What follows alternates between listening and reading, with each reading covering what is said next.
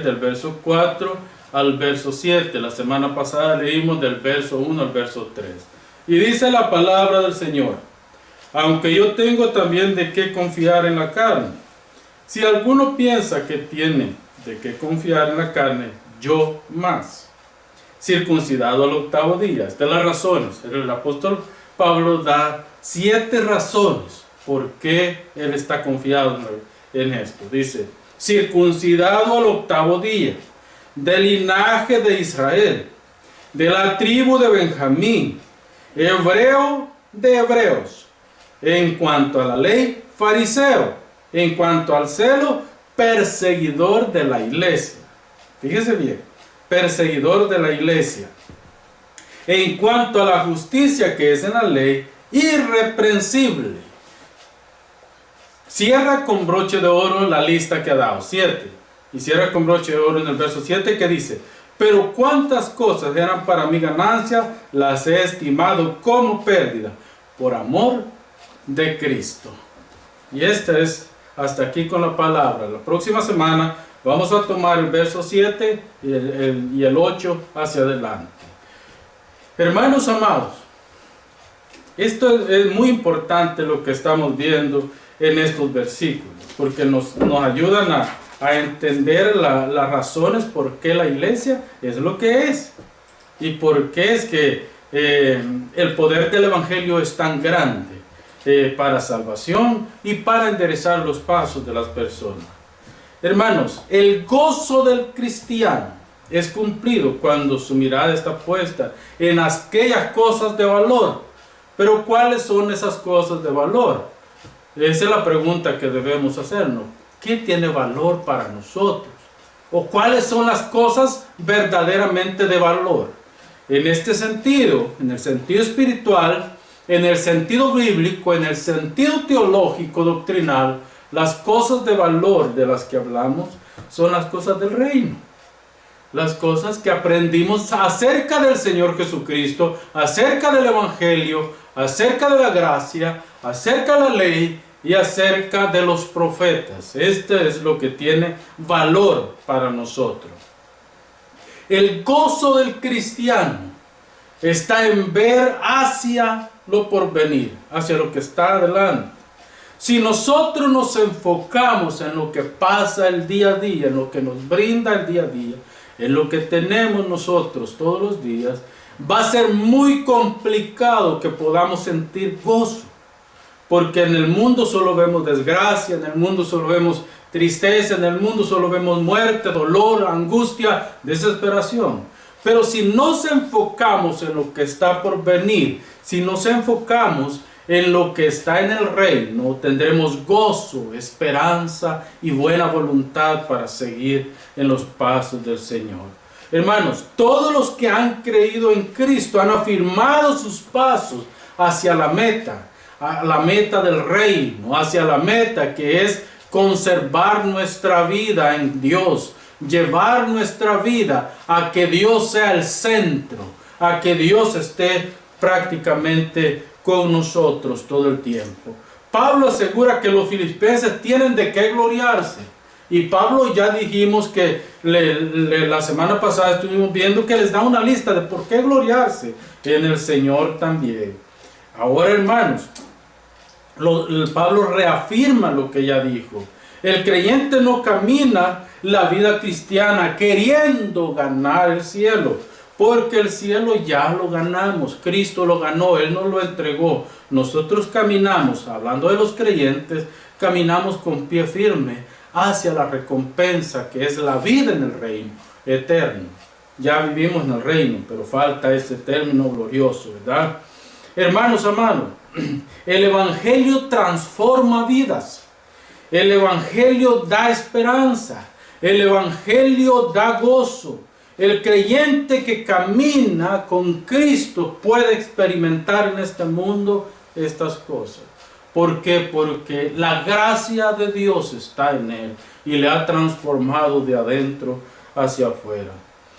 Y por ende, como dijo el apóstol Pablo cuando se despide de Timoteo en el capítulo 4, verso 8 de segunda de Timoteo, he peleado la buena batalla. Por lo tanto me espera la corona de justicia, que el juez justo me dará en aquel día. El juez justo es el que recompensará a cada uno nuestro esfuerzo en el cristianismo. Las cosas de valor son todas aquellas, hermanos, que comienzan primero con la obediencia a Dios. Las cosas que verdaderamente tienen valor trascendental, recuerda el tema, enfocados en lo trascendente, lo que va mucho más allá de lo que ven nuestros ojos. Recuerde que esto, hermanos, la obediencia es el fundamento de ver las cosas desde otra óptica, desde otra perspectiva. Y además de eso, afirma nuestra fe cristiana. Afirma, consolida, sustenta nuestra fe cristiana. Y los creyentes pueden con certeza ir caminando hacia esa patria celestial. No viendo lo que está, sino viendo hacia adelante, hacia lo que Dios tiene para con nosotros. Hermanos, este es el valor del reino. El valor de la vida cristiana es que Dios es nuestro ayudador. Esa es nuestra confianza. Dios es nuestro ayudador. Él nos sostiene en cada momento de nuestra vida. Dios es nuestro sanador. Dios es nuestro proveedor. Y Dios es nuestro defensor. Y por último, si estas cosas están en nosotros, podemos decir con Samuel, en 1 Samuel 7:12, Ebenezer, hasta aquí nos ayudó Jehová. Hasta aquí nos ayudó Jehová. Hermanos, si ustedes leen con cuidado, si ustedes leen detenidamente este capítulo de la carta de Pablo a los Filipenses, pueden encontrar una riqueza literaria, una riqueza que va desde lo más simple hasta lo más elevado, que es prácticamente gozar del gozo del Señor, aunque estemos en medio de la persecución, aunque estemos en medio del acoso, aunque estemos en medio de las falencias como humanos que tenemos. Podemos estar confiados de que Dios está con nosotros y que vamos caminando hacia la patria celestial. Esa es nuestra confianza. Hoy, hermanos, vamos a estar hablando acerca de la herencia misional de Pablo, lo que enorgullecía a los judaizantes y que no tiene ningún valor eterno o para el reino en la eternidad. Pero tiene un valor, pero para condenación eterna, pero no para la vida en el reino. Entonces, ¿cuál es esta herencia? Hermanos, en Hechos capítulo 9, verso 1 al 9, encontramos la conversión del apóstol Pablo. Pablo, dice la escritura, que va camino a Damasco. ¿Sí? Pablo va con intenciones maquiavélicas. La intención de Pablo es perseguir, matar, desolar, destruir a la iglesia que se ha convertido en un enemigo acérrimo de la religión judía. Se ha convertido en un enemigo por ende del apóstol Pablo. Un enemigo que lo que busca prácticamente Pablo es erradicar. Pablo lo que está buscando es destruir a la iglesia de Cristo. Por eso la palabra del Señor Jesucristo, cuando encuentra a Pablo, la palabra es: dura cosa te es dar golpes. Cosas, eso significa dar golpes contra el aguijón. En este caso es como que una persona empiece a darse de golpes contra una pared. Dura cosa te es darte de golpes contra Cristo. Porque lo que el apóstol Pablo no sabía era que persiguiendo a la iglesia, estaba persiguiendo a Cristo, porque nosotros, la iglesia, somos el cuerpo de Cristo. Cristo es la cabeza, y cuando la cabeza es perseguida, todo el cuerpo es perseguido. Eso era lo que Pablo no sabía. Pero Jesús se lo encuentra, lo tumba a tierra y tumbado a tierra, Pablo asustado, atemorizado, confundido y qué sé yo, que otros sentimientos tenían encima. Pablo dice, en completa oscuridad, porque recuérdense que Pablo quedó ciego, literalmente ciego por 3 días.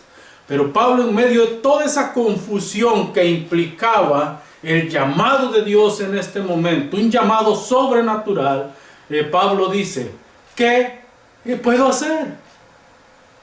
Y el Señor le dice, vete a Damasco, entra a la ciudad, y ahí enviaré a un siervo mío, a un ministro del Evangelio. Él pondrá tu mano y te dirá lo que tienes que hacer. Sin antes, Pablo dice, él relata, sin antes revelarme el Evangelio que hoy predico, el Evangelio que hoy defiendo. Entonces Pablo tiene una experiencia sobrenatural con Dios, y en base a esa experiencia el apóstol Pablo está prácticamente cambiando su posición de religioso a cristiano, de una persona que buscaba hacer las cosas más crueles para agradar a Dios, a una persona que está dispuesto a entregar su vida por amor a Dios. ¿Ve la diferencia? En la religión siempre se busca agradar a Dios. En el Evangelio lo que se busca es la gloria de Dios, no agradar a Dios. Porque hemos llegado a comprender que ninguna cosa que nosotros hagamos es suficiente para agradar a Dios. Pero podemos glorificar su nombre por el sacrificio de Cristo en la cruz del Calvario. Hermanos amados, en este hecho se puede ver el poder de Dios obrando en el interior de la persona para salvación. El Evangelio, hermanos, no es un asunto del intelecto solamente.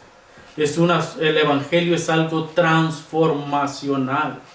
El Evangelio es algo que empieza su trabajo, sí, en la mente, pero el Evangelio, cuando viene a ser poder de Dios, como el apóstol Pablo lo dice más adelante, es cuando ha bajado al corazón. Cuando el corazón se convierte en verdadera luz, cuando la luz de Cristo viene. Recuérdese que el apóstol Pablo iba caminando en pura tiniebla hacia Damasco. ¿Qué es lo que pasa en ese camino a Damasco? La luz sobrenatural de Cristo se revela en ese camino a Damasco. Y esa luz lo envuelve. Esa luz lo cubre. Esa luz le da esperanza de salvación. Y de ese día en adelante, Pablo no puede seguir siendo la misma persona que fue. Entonces, amados, el Evangelio es poder de Dios. Pablo lo testifica porque lo vivió en carne propia. Romanos 1:16. No me avergüenzo del Evangelio, porque el Evangelio es poder de Dios para salvación al judío primeramente y después al griego. Hablando de lo que hablamos la semana pasada, de 2 pueblos, Dios hizo un solo pueblo, su pueblo, el pueblo del pacto. El Señor resucitado, hermanos, transforma a Saulo de Tarso, lo transforma en Pablo, el perseguido. Ya no el Saulo de Tarso, el perseguidor, sino Pablo, el perseguido por causa de Jesucristo. Hermanos, hoy Pablo ha venido a ser instrumento en las manos de Dios, instrumentos para la gloria de Dios, instrumentos para el bien del Evangelio, instrumento para llevar gloria y gloria en abundancia a las naciones. Pasa Pablo de ser el archienemigo de la iglesia a convertirse en el hermano fiel, el hermano que ama, el hermano que exhorta, el hermano que protege, el hermano que está pendiente de todo lo que está pasando en las iglesias que fundó en su primero, segundo y tercer viaje misionero. Él tiene una responsabilidad pastoral con estas iglesias. Por eso es que él se dirige a ellos y les dice, como dijimos el domingo pasado, guardaos de los perros, guardaos de los que mutilan el cuerpo, guardaos de aquellos que queriendo hacer la justicia se convierten en enemigos de Dios. Pablo, el pastor fiel, hermanos, aquel día, camino a Damasco, Cristo vino en vida e irrumpió en la ceguera espiritual de Pablo. Irrumpió en esa ceguera espiritual. ¿Para qué? Para que el fariseo soberbio, para que el fariseo malvado, para que el fariseo perverso pudiera encontrar luz y ahora pudiera ser alcanzado por la fe, la esperanza que tenemos en Cristo Jesús. Pablo creía ser justo con la religión y se convirtió en enemigo de Dios. Hermanos, de este día en adelante, la cosmovisión cristiana de Pablo cambió radicalmente. Antes de eso, la cosmovisión de vida de Pablo era una cosmovisión terrorista. Antes de esto, antes del encuentro con Cristo, la cosmovisión de Pablo era una cosmovisión bien apegada a su tradición. Pero ahora que Cristo ha venido a ser la cosmovisión de vida de Pablo, es una cosmovisión cristiana. Una cosmovisión que está establecida en Cristo y que se desarrolla en base a la fe que el mismo Cristo ha obrado en él. De perseguidor a perseguido. Eso fue lo que pasó con el apóstol Pablo. Por eso es que el apóstol Pablo puede decir, Cristo puede decir, en toda esta experiencia, Jesucristo puede decir, en Juan 8:32 dice, y conoceréis la verdad, y esta verdad os hará libre. Cristo con solvencia puede decir, el único que trae cambio radical a la vida de la persona es el Evangelio. El único que trae cambio de mentalidad en el hombre es el Evangelio. Esta es la libertad a la que Dios nos ha llamado. La religión esclaviza, la religión entorpece, la religión prácticamente nos ciega, nos confunde, nos abruma. Pero la vida en Cristo, esa vida es una vida de libertad, es una vida de esperanza, es una vida conforme al corazón de Dios. Los que vienen, hermano, al Evangelio dan testimonio de lo que Cristo, de lo que eran antes y de lo que Cristo ha hecho ahora en sus vidas. El Evangelio cambia la cosmovisión de vida que cualquier persona puede tener. Ahora vean ustedes, Pablo antepone toda justicia de Dios sobre la de los hombres. Él antepone la justicia de Dios sobre la de los hombres. Pablo pasa de describir las intenciones de los judaizantes a describir su seguridad en Cristo. Los judaizantes tenían su mirada puesta, su confianza puesta en la religión. Pero él dice, no, la religión no es esta. Lo más importante es la vida que tenemos en Cristo. Por eso en el verso 4 él puede decir, aunque yo, fíjense bien, aunque yo tengo también de qué confiar en la carne. Pablo prácticamente está diciendo, yo Pablo, a diferencia de ustedes judaizantes, yo sí tengo en qué confiar. Yo sí. ¿Por qué? Porque yo soy israelita. Porque yo soy del pueblo del pacto. Porque Dios derramó su promesa en este pueblo, no en los gentiles. En el Antiguo Testamento Dios derramó su promesa a este pueblo para que este pueblo fuera de bendición a las demás naciones. Entonces yo sí tengo de qué gozarme, ustedes no. ¿Por qué los judaizantes no tenían de qué gozarse en la carne? Primero, Pablo era israelita puro. Pablo sí era israelita puro. Sí. Nacido bajo la tribu de Benjamín, sus padres eran judíos los dos, pero estos judaizantes no. Estos judaizantes prácticamente, ellos tenían su religión, pero ni eran judíos, ni habían nacido de Israel. Recuérdense que la mayoría de estos judaizantes eran gentiles que habían sido convertidos al judaísmo. Y no solamente eso, sino que había otro problema más grave todavía. Estos judaizantes eran mixtos. Es decir, o un judío se casaba con una gentil, o una gentil se casaba con un judío.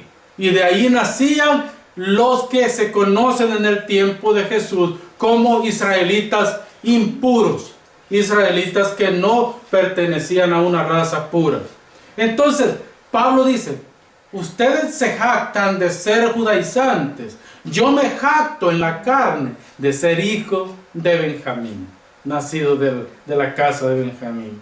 Pero Pablo, yendo hacia los filipenses, les dice, ustedes me tienen como ejemplo a mí. Él ya se lo había dicho también a los corintios. Recuérdense que en 1 Corintios capítulo 11 verso 1 dice, sed imitadores de mí así como yo soy imitador de Cristo.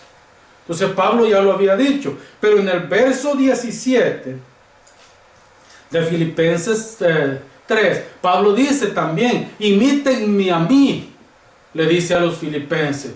¿En qué tenían que imitarlo? En su manera de vivir, en su carácter y en su dedicación al Evangelio. Esa era la forma como tenía que... a esto era lo que él se refería. El legado de Pablo es grande en la iglesia, ¿sí? Cuando Pablo escribe acerca de que él tiene más de qué confiar en la carne, no se refiere a los ritos, no se refiere al ritual del Antiguo Testamento, se refiere más bien a la herencia nacional que él tenía. Él era israelita. Pablo le presenta a los judaizantes una lista, y esta lista comienza, mire hermano, primero, este es el currículum vitae de Pablo. El currículum vitae de Pablo tiene gran peso para lo que Pablo está presentando. Primero, circuncidado al 8º día. Ese es el primer punto del currículum. Yo fui circuncidado al 8º día. Ustedes fueron circuncidados de adulto ya. Ustedes porque no son israelitas. ¿Cómo pueden venir ustedes a decirme a mí, a decirle a este pueblo, a esta iglesia que yo he plantado? ¿Cómo pueden venir ustedes a decirle que tienen que circuncidarse porque ustedes son los grandes de Israel? Yo, dice Pablo, tengo que gloriarme en la carne. Circuncidado al 8º día. Isaac fue circuncidado al 8º día. Jesús fue circuncidado al 8º día. Entonces Pablo dice, al igual que Isaac, que recuérdense que el orgullo para un israelita era pertenecer a Abraham, a Isaac y a Jacob. Ese era el orgullo para ellos. Por eso es que en cierta ocasión a Jesús le dicen los fariseos, pero si nosotros a Abraham tenemos como padre, ¿cómo puedes decir tú que nosotros no somos hijos de Abraham? Eso les dice, ustedes no son hijos de Abraham, ustedes son hijos de vuestro padre el diablo. Porque las cosas que el diablo hace, hacen ustedes. Abraham hizo las cosas de Dios, por eso ustedes no pueden pertenecer a Abraham. Aquí Pablo está utilizando casi la misma fraseología. Y Pablo dice, ustedes me dicen a mí, yo fui circuncidado, así como Isaac fue circuncidado al 8º día, yo fui circuncidado. Así como Jesús fue circuncidado al 8º día, yo fui circuncidado. Ustedes no. ¿Por qué? Porque ustedes no nacieron judíos. Ustedes vinieron a ser judaizantes por medio de convertimiento, no por haber nacido así. La otra parte que toma, israelita de nacimiento. Israelita de nacimiento. Aquí hay mucho debate. Hay algunos que dicen que el nombre de Saulo es porque Saulo, en realidad Saulo significa Saúl en el idioma original hebreo. Entonces dice que era que sentía mucho orgullo por Saúl.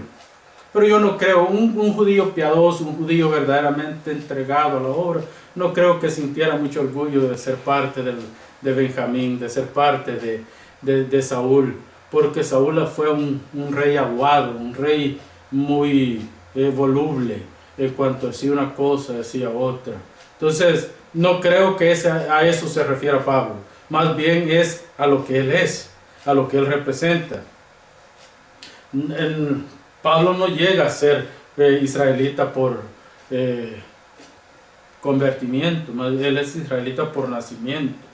Además, yo creo que a lo que se refiere Pablo cuando dice yo soy israelita de nacimiento, es principalmente a que Dios a este pueblo tenía un trato muy especial. Recuerde que Malaquías 3:17 dice, ustedes son mi tesoro, le dice Dios a Israel.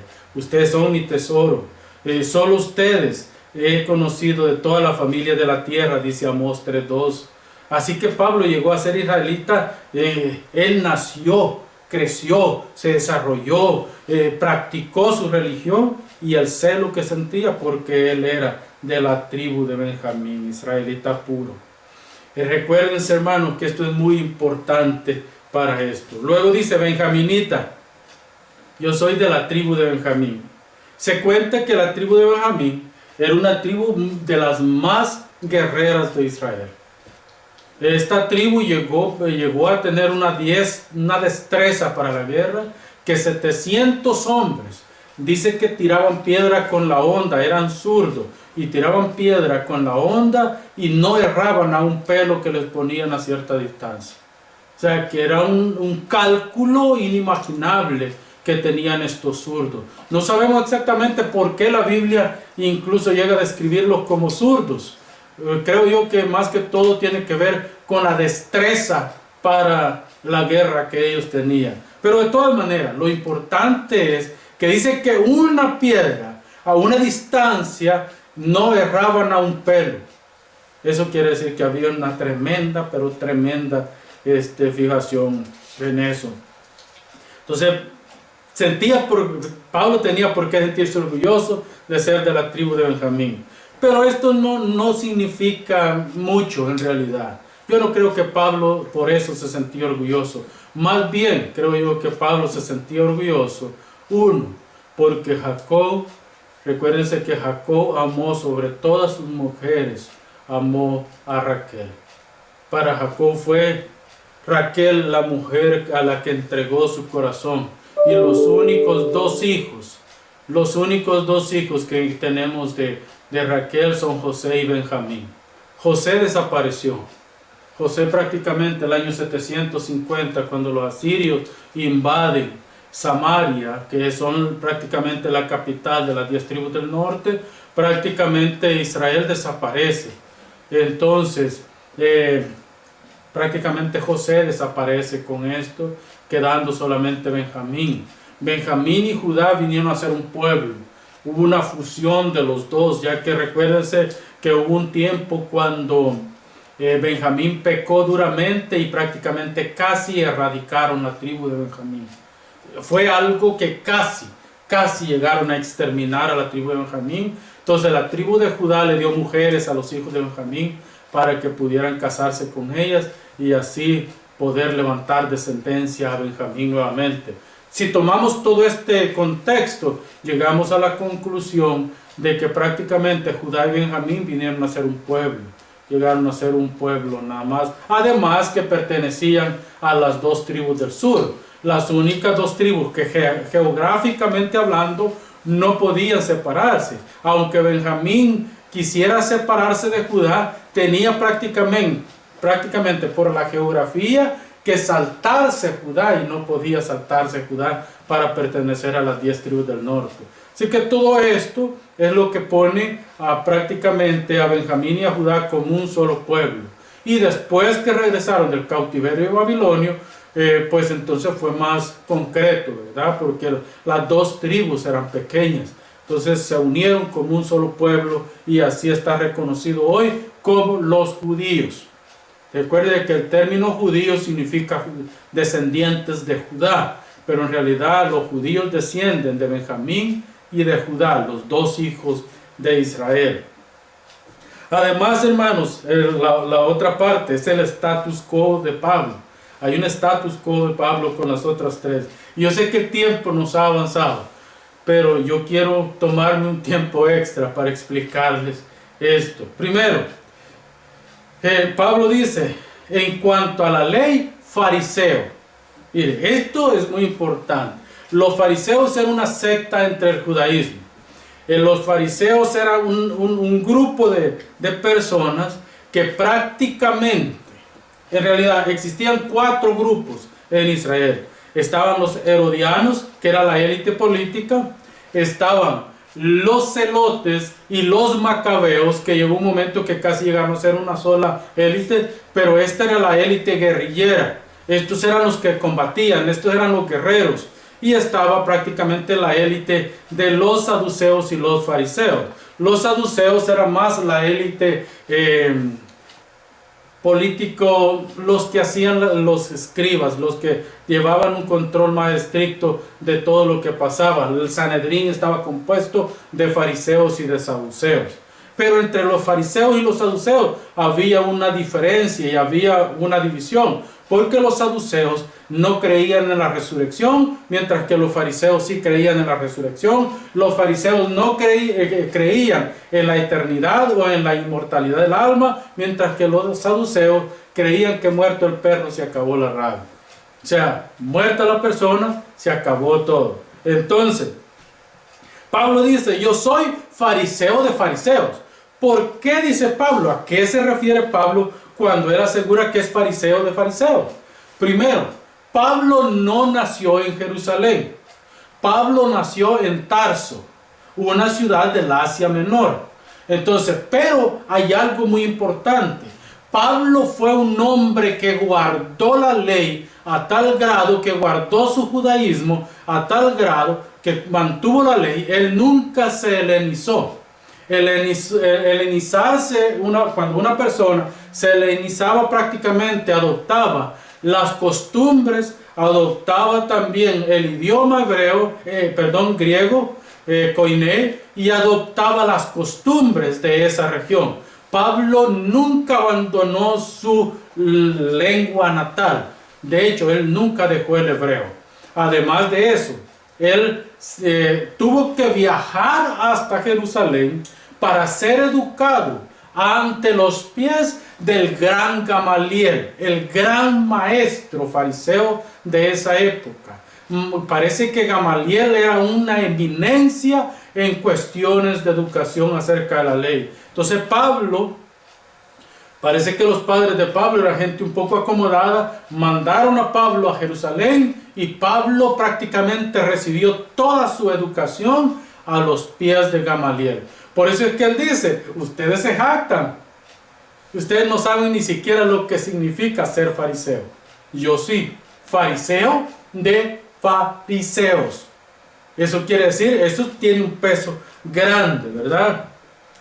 Incluso Pablo se sentía tan orgulloso de la educación que había recibido, que cuando se presentó ante Agripa para hacer su defensa por lo que lo acusaban los judíos, Pablo dice, al mismo Agripa le dice, yo soy fariseo educado a los pies del gran Gamaliel.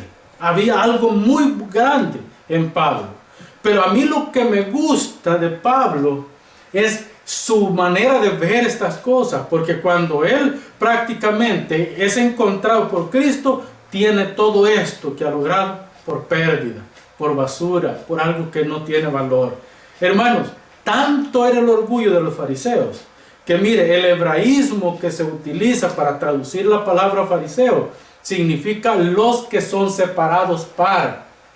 Eso significa el hebraísmo.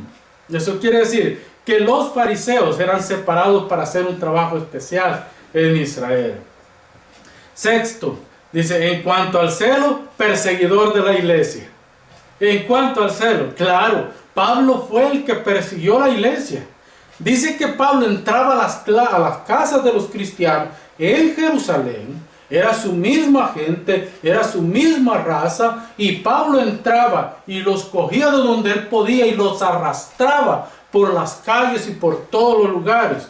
¿Por qué? Porque él sentía un vivo celo por su religión, y en base a ese celo, él se iba contra esta gente, contra los cristianos, los golpeaba, los mataba. De hecho, a Pablo se le adjudican 2 pecados garrafales. acerca de la ley. El sexto mandamiento dice: no matarás. Es el sexto mandamiento. Y Pablo ordenó el asesinato de Esteban. Pablo fue el que ordenó que mataran a piedra al primer mártir de la iglesia, el primer hombre que entregó su vida por causa de Cristo, Esteban. Esteban, ustedes pueden ver ese relato en el capítulo 8 y 9, 8 especialmente, de Hechos. Ahí es donde Esteban muere prácticamente. Y Pablo, dice la escritura, que contrató a unas personas para que estas personas dijeran que Esteban había maldecido a Dios. Entonces Pablo incurrió en dos pecados contra los grandes mandamientos. Los mandamientos que según la ley él protegía por el celo religioso, él prácticamente incurrió en esos dos pecados. El siguiente pecado es el de perjurio, el de mentir. Y dice: no levantarás contra tu prójimo falso testimonio. Noveno mandamiento. Y Pablo, ¿qué dice? Contrata a unos testigos para que digan que Esteban había maldecido a Dios. Y es así como lo lleva a la muerte. Pero mire, en cuanto a perseguidor, en cuanto a la ley, en cuanto a esto, yo perseguía a la iglesia. Y por último, en cuanto a la justicia de la ley, irreprensible.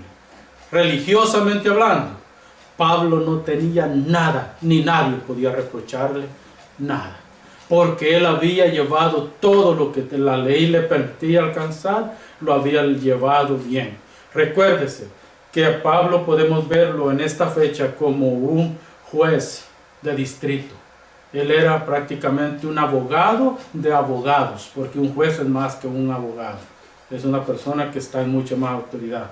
Pues eso era Pablo.